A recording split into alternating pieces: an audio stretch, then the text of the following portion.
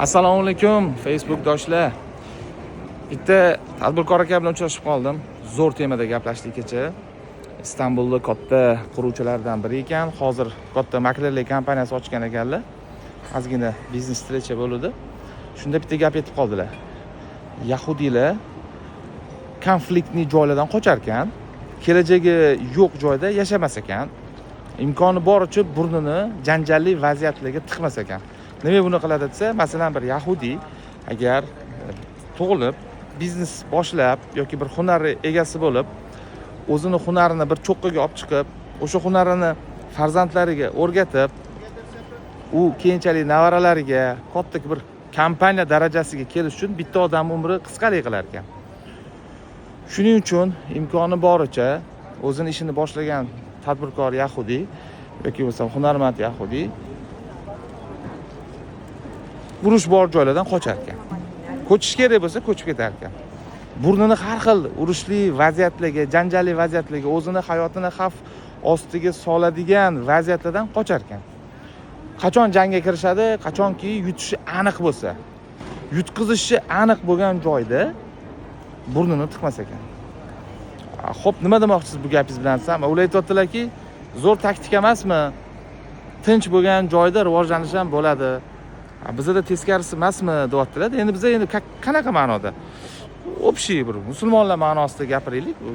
Agar din sohasida gapiradigan bo'lsak, biz burnimizni o'zimizga tegishli bo'lmagan sohalarga ko'p burnimizni tiqamiz va shuni orqasidan har xil ishkalli, problemali narsalarga burnimizni tiqib qo'ygan bo'lamiz.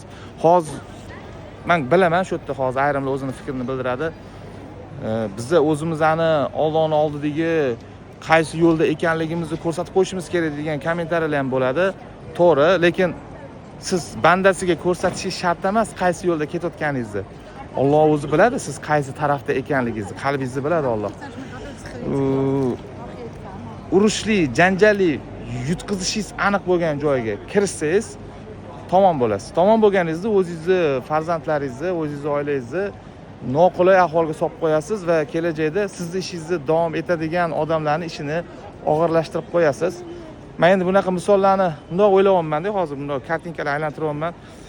Bizda ham shunga o'xshagan vaziyatlar bo'lganmi-da, bo'lib kelyapti va qaysidir ma'noda bu qanchalik haqiqatligini tushunib yetyapman.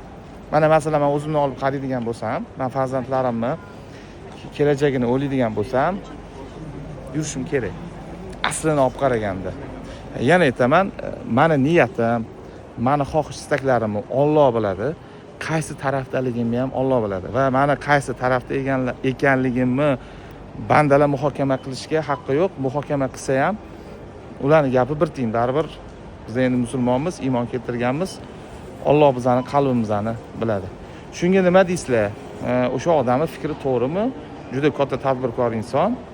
Yana aytaman, agar siz o'zingizni avlodingizni rivojlanib zo'r bo'lib ketishini xohlasangiz, tinchlik bo'lish kerak. Iloji boricha burningizni hamma sohalarga tiqavermashingiz kerak.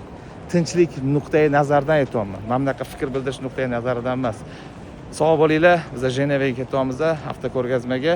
Bir zerikkanda sizlar bilan gaplashgim keldi. Omon bo'linglar.